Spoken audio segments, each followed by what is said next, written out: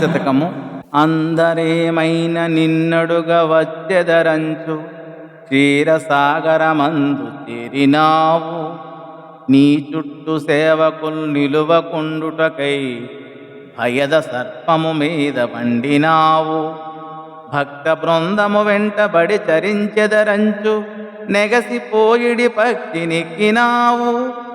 మౌనులు నీ ద్వారమాసింపకుండుటకు మంచి యోధుల కావలుంచినావు. లావుగలవాడివైతివేలాగు నేను నిన్ను చూతును.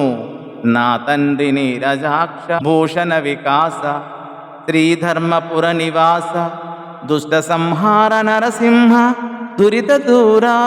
శోభామయమకు ధర్మపురమున వసించు ఓ నరసింహస్వామి.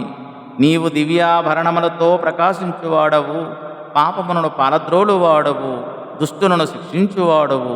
తండ్రి, భక్తులు వచ్చి ఏమైనా అడుగుతారేమోనని పాలసముద్రములోకి పరుగులెత్తావు.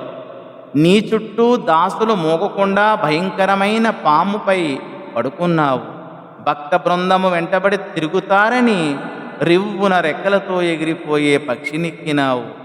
దాసులు లోపలికి రాకుండా ద్వారము వద్ద మంచి యోధులను కాపలా ఉంచావు. నీవు గొప్పవాడువు, నిన్ను నేను గాంచేదెలాగో.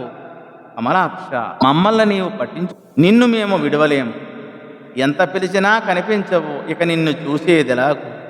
మా మొర వినవయ్యా, నీ దారే నీది అంటే ఎలా, కాబట్టిన కుందేలకు మూడే కాళ్ళటనే సామెతలాగా అని ఈ పద్య భావం. ధన్యవాదములు.